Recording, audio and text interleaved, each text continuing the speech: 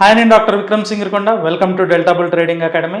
ఈరోజు delta bull trades app మనకి ఒక అలర్ట్ అయితే ఇవ్వడం జరిగింది. కోఫోర్జ్లో పీసీఆర్ బాటమ్ అవుట్ అయిందని, బుల్లిష్ అవుట్లుక్ దాని మీద బిల్డ్ చేసుకోవచ్చు అనే విధంగా మనకి అలర్ట్ అయితే ఇవ్వడం జరిగింది.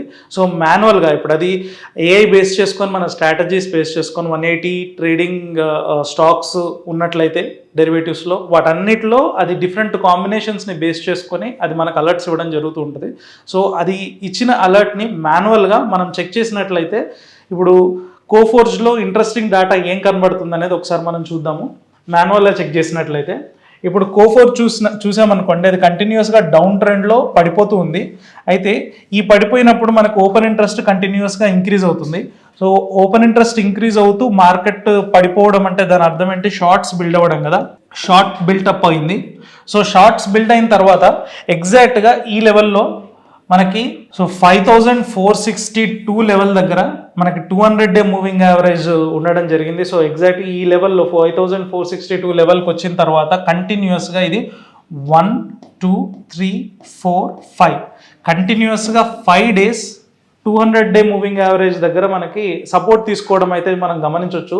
సో మార్కెట్లో కొన్ని ఇంపార్టెంట్ మూవింగ్ యావరేజెస్ ఉంటాయి. 100, 250 మూవింగ్ యావరేజెస్ దగ్గర మేజర్ టర్న్ అరౌండ్స్ కానీ లేదంటే సపోర్ట్ తీసుకోవడం కానీ ఇలాంటివి జరుగుతూ ఉంటుంది. సో ఈ ప్లేస్లో 200 మూవింగ్ యావరేజ్ కన్ఫర్మ్గా ఇక్కడ మనకి సపోర్ట్ తీసుకొని పైకి వెళ్తుందా అంటే ఖచ్చితంగా అలాంటి ఛాన్సెస్ లేవు. జనరల్లీ ఏం జరుగుతుందంటే ఇలాంటి ఇంపార్టెంట్ మూవింగ్ యావరేజెస్ దగ్గర మార్కెట్ అందరూ మాట్లాడుకునే ఇది కాబట్టి ఈ పాయింట్ దగ్గర ఓవర్సోల్డ్ అయిపోయి టర్న్ అరౌండ్ అవ్వడానికి అవకాశం ఉంటుందేమో అనే ఉద్దేశంతో చాలా మంది షార్ట్స్ చేసేవాళ్ళు ఈ ప్లేస్లో వాళ్ళు చేసిన షార్ట్స్ని, అంటే ఇక్కడ నుంచి క్యారీ చేస్తున్న షార్ట్స్ని ప్రాఫిట్స్ బుక్ చేసుకోవడము, లేదంటే మళ్ళీ ఇది బ్రేక్ డౌన్ అయితే తీసుకుందాము, ఈ పాయింట్లో తీసుకోవడానికి పెద్ద ఉపయోగం ఉండదు అని చెప్పి షార్ట్స్ హోల్డ్ చేయడం లాంటిది జరుగుతూ ఉంటుంది జనరల్లీ.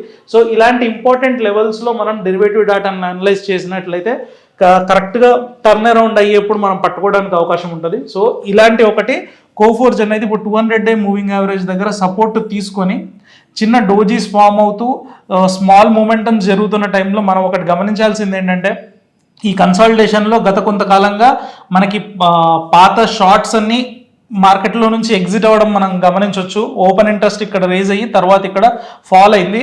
సో ఇక్కడ పాత షార్ట్స్ అనేవి ఎగ్జిట్ అయ్యాయి. సో కొత్త ఓపెన్ ఇంట్రెస్ట్ బిల్డ్ అవుతుంది. ఈ కొత్త ఓపెన్ ఇంట్రెస్ట్ ఎటు బిల్డ్ అవుతుంది అనేది ఇప్పుడు మనం కన్సాలిడేషన్లో చెప్పలేము. మనం ఇందాక డెఫినేషన్స్ చూసుకున్నట్లయితే ఓపెన్ ఇంట్రెస్ట్ పెరుగుతూ ప్రైస్ పెరిగినట్లయితే మనం లాంగ్స్ బిల్డప్ అనుకుంటాము. అదే ఓపెన్ ఇంట్రెస్ట్ పడిపోతూ ప్రైస్ పడిపోతుంది అనుకోండి, అప్పుడు లాంగ్ అన్వైండింగ్ అంటాం.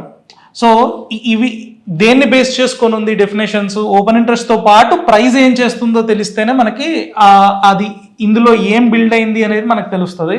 సో ఇక్కడ కన్సాలిడేషన్ అవుతుంది కాబట్టి మనం దీన్ని ఎగ్జాక్ట్గా ఇది లాంగ్సా లేకపోతే షార్ట్సా అని ఇప్పుడే చెప్పడానికి అవ్వదు. కాకపోతే మనం ఒకటి గమనించాల్సింది ఏంటంటే దీంతో పాటు మిగతా డాటా ఏం చెప్తుంది అనేది చూస్తే మనకు ఒక అవగాహన వస్తుంది ఇక్కడ ఏం బిల్డ్ అవుతున్నాయి అనేది. ఇది చూసుకున్నట్లయితే మీరు చూడండి, ఇక్కడైతే ఈ కొన్ని రోజులు 5 డేస్ కన్సాలిడేషన్ ఎక్కడైతే జరిగిందో అదే ప్లేస్లో మీకు వాల్యూమ్స్ కూడా స్పైక్ అవ్వడం గమనించవచ్చు. అంటే ఇక్కడ ట్రేడింగ్ యాక్టివిటీ జరుగుతుంది కానీ పెద్ద మూమెంట్ రాకుండా ట్రేడింగ్ యాక్టివిటీ జరుగుతుంది అంటే ఇక్కడ అండర్లయింగ్లో ఐదర్ వాళ్ళ దగ్గర ఉన్న స్టాక్స్ని అమ్మేయడము లేదా కొనడము జరుగుతూ ఉండొచ్చు అని. సో అదే టైంకి ఈ రేజింగ్ వాల్యూమ్స్తో పాటు మనం గమనించాల్సింది డెలివరీస్ చూడండి. ఇదే పాయింట్లో హ్యూజ్ డెలివరీస్ జరగడం జరుగుతుంది. అంటే ఈ పాయింట్లో ట్రేడ్ చేయడం కన్నా ఇంటికి స్టాక్ని తీసుకెళ్ళడానికి చాలామంది ఇంట్రెస్ట్ చూపిస్తున్నారు అని అర్థం.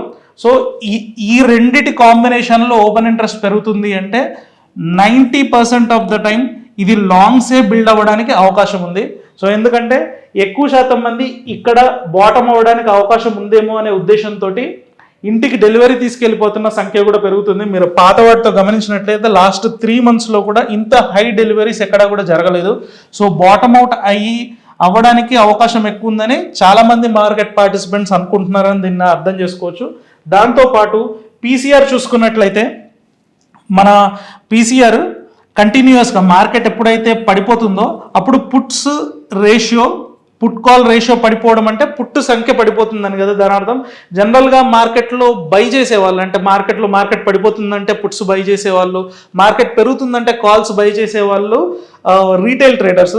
కానీ ఇన్స్టిట్యూషనల్ ట్రేడర్స్ ఏం చేస్తారు అంటే ఇన్స్టిట్యూషనల్ ట్రేడర్స్ మార్కెట్లో బుల్లిష్ బయాస్ ఉన్నప్పుడు పుట్స్ అమ్మడానికి ప్రయత్నం చేస్తారు, ఎందుకంటే ఫేవరబుల్గా ఎక్కువ ప్రీమియంని పాకెట్లోకి తీసుకోవడానికి అవకాశం ఉంటుంది కాబట్టి దీన్ని ఇన్సూరెన్స్ లాగా కన్సిడర్ చేసి ఇన్సూరెన్స్ అమ్మడానికి ఎక్కువ మంది వస్తున్నారని అర్థం. సో మార్కెట్ పడిపోతున్నప్పుడు ఈ ఇన్సూరెన్స్ అమ్మే వాళ్ళ సంఖ్య అనేది కంటిన్యూస్గా పడిపోయింది. అండ్ బాటమ్కి వచ్చిన తర్వాత అంటే ప్రీవియస్ 3 to 4 monthsలో చూసుకున్నట్లయితే ఇంత లోయెస్ట్ పీసీఆర్ ఇంతకు ముందు లేదు. సో ఈ పాయింట్ దగ్గర నుంచి మనకి మళ్ళీ టర్న్ అరౌండ్ కనబడుతుంది. అంటే ఇంతకు ముందు వెళ్ళిపోయిన ఇన్సూరెన్స్ అమ్మే వాళ్ళంతా ఈరోజు మళ్ళీ వస్తున్నారు. మరి ఈ ఇన్సూరెన్స్ ఎవరు కొంటున్నారు? కింద డెలివరీస్ తీసుకుంటున్నారు కదా, అంటే ఒక ఆస్తిని ఇంటికి తీసుకెళ్తున్నప్పుడు మీరు కారు కొన్నప్పుడు లేదంటే ఒక ఇల్లు కొన్నప్పుడు దానికి ఇన్సూరెన్స్ కొనుక్కోవడం ఎలాగైతే ఉంటుందో అదేవిధంగా ఇక్కడ డెలివరీస్ ఇంటికి తీసుకెళ్లే వాళ్ళు ఇన్సూరెన్స్ కొంటూ తీసుకెళ్తున్నారు. అంటే వాళ్ళు ఈ రోజు తీసుకెళ్లి రేపు అమ్ముకునే ఉద్దేశంతో తీసుకెళ్ళట్లేదు, కొంతకాలం దీన్ని హోల్డ్ చేయాలనే ఉద్దేశంతో తీసుకెళ్తూ దాంతో పాటు వాళ్ళు ఇన్సూరెన్స్ కొంటున్నారు అని అర్థం. సో ఈ కాంబినేషన్లో మనకి ఈ లెవెల్లో వస్తుంది కాబట్టి ఇందులో ఉన్న అడ్వాంటేజ్ ఏంటంటే ఒకవేళ ఇక్కడ మీరు కనుక ట్రేడ్ తీసుకున్నట్లయితే మీ stop loss 200-day moving average 200-day moving average కింద మనం స్టాప్ లాస్ పెట్టుకున్నట్లయితే జస్ట్ 5462 అనేది 200-day మూవింగ్ యావరేజ్. సో ఇప్పుడు 5550 ఉంది.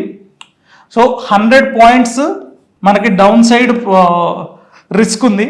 అదే కనుక వీళ్ళు తీసుకుని వీళ్ళ అనాలిసిస్ రైట్ అయ్యి ఒకవేళ కనుక మార్కెట్ పైకి కదిలినట్లయితే ఇక్కడ బాటమ్ అవుట్ జరిగితే కనీసం 300 to 400 points పైకి వెళ్ళడానికి అవకాశం ఉంటుంది. కాబట్టి 1:3 or 1:4 రేషియోలో మనం ప్రాఫిట్స్ బుక్ చేసుకోవడానికి అవకాశం ఉంటుంది.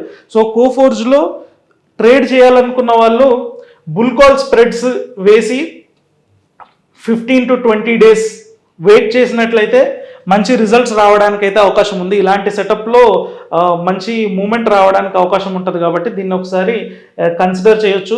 అదే మీరు ట్రేడింగ్కి కొత్త ఉండి డాటా చదవడం తెలియకపోతే, ట్రేడింగ్ ఎలా చేయాలో తెలియకపోతే మాత్రం ట్రేడింగ్కి దూరంగా ఉండండి. కానీ ఈ డాటాని ఎలా అనలైజ్ చేసామో చూసి దీన్ని మీరు పేపర్ ట్రేడ్ చేస్తూ అబ్జర్వ్ చేసినట్లయితే మార్కెట్లో ఇవే విధంగా మీరు ఇంకేదన్నా స్టాక్స్ని మీరు షార్ట్ లిస్ట్ చేసుకొని దాంట్లో కూడా మీరు ట్రేడ్ చేసినట్లయితే మీకు కూడా కాన్ఫిడెన్స్ వచ్చి రైట్ వేలో రైట్ పాత్లో మీరు నడవడానికి అవకాశం ఉంటుంది. మళ్ళీ ఇలాంటి అనలిటికల్ వీడియోతో నెక్స్ట్ వీడియోలో కలుసుకుందాం. Thank you.